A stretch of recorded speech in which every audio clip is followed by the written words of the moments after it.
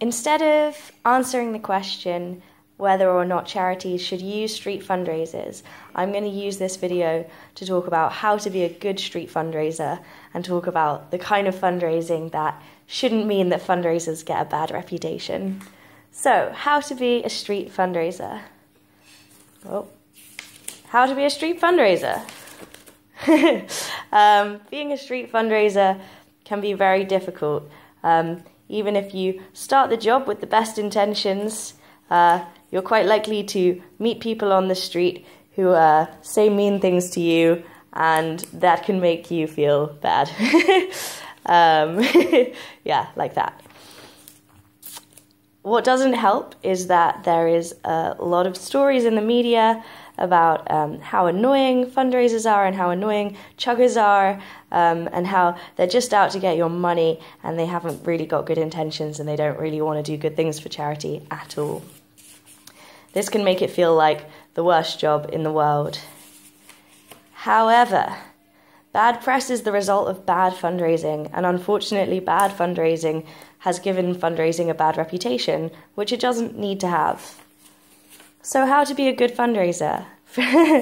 These are some top tips that I've picked up from my experience working as a street fundraiser, which altogether lasted about 6 months.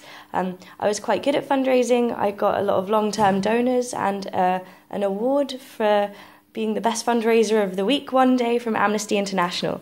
So yeah, these are some top tips about how to be good at fundraising. Firstly, view every person as a potential friend.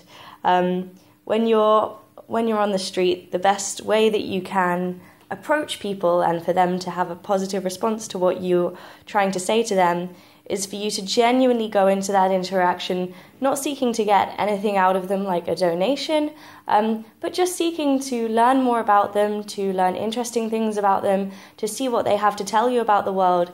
Every person that you meet has information for you. And when you view people with that potential, you're going to become a lot better fundraiser. Secondly, a lot of people on the streets of London carry around a lot of anger and frustration with them, and they can sometimes project this anger and frustration onto you. But what's important to bear in mind as a street fundraiser is that it's not your fault. 100 million factors might have gone into that person's mood today, and it's just 100% not you sitting there smiling on the street and trying to get some money out of them for charity. So this kind of brings me on to my last point, which is that you are an important person. When you're standing on the street fundraising, you have more right to be there than anyone else on the street. That's why I've drawn you above everyone else. And you are incredibly important, and your job is incredibly important. And that's why if you are fundraising on the street, I think it's very important that you stand there like you have more right to be there than anyone else, because ultimately you do. No one else got out of bed this morning wanting to save the world, to make life easier for hundreds and thousands of children, and to go directly to the source of what we can do as a country to help these situations. So yeah, it's important to remember that you're important, and that's how you become a good fundraiser. Awesome.